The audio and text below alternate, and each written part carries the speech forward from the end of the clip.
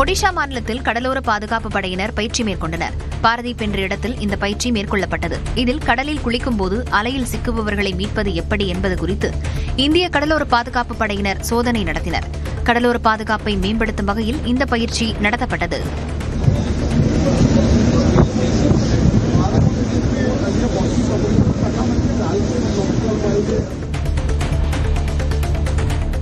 வங்கக்கடலில் குறைந்த காற்றழுத்த தாழ்வு பகுதி நிலவுவதால் நாகை மாவட்டத்தில் கடலோர பகுதிகளில் கடல் சீற்றம் அதிகரித்தது. இதனால் கடல் அலைகள் வழக்கத்தை விட ஆக்ரோஷமாக இருந்தன.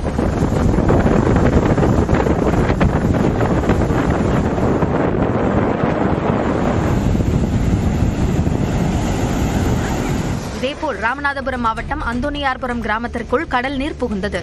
கரையோரமாக நிறுத்தி வைக்கப்பட்டிருந்த ஃபைபர் படகு ஒன்று தரை தட்டி கவிழ்ந்தது.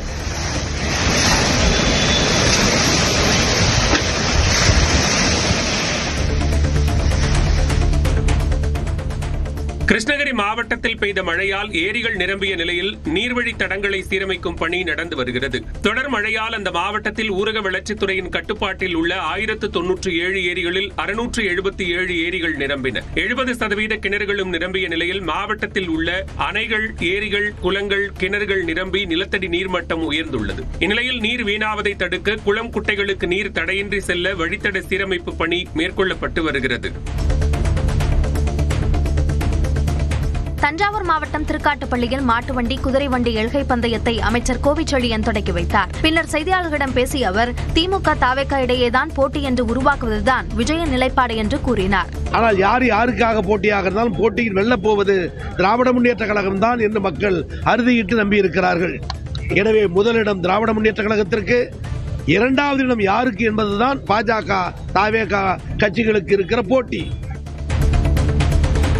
நாகப்பட்டினம் மாநகராட்சியில் ஆழ்துளை வரை சென்று சாக்கடை கழிவுகளை அகற்றும் ரோபோ இயந்திரம் அறிமுகம் செய்யப்பட்டது. நாகூர் தர்கா கந்தூரி விழா வரும் 21ஆம் தேதி கொடியேற்றத்துடன் தொடங்க உள்ளது.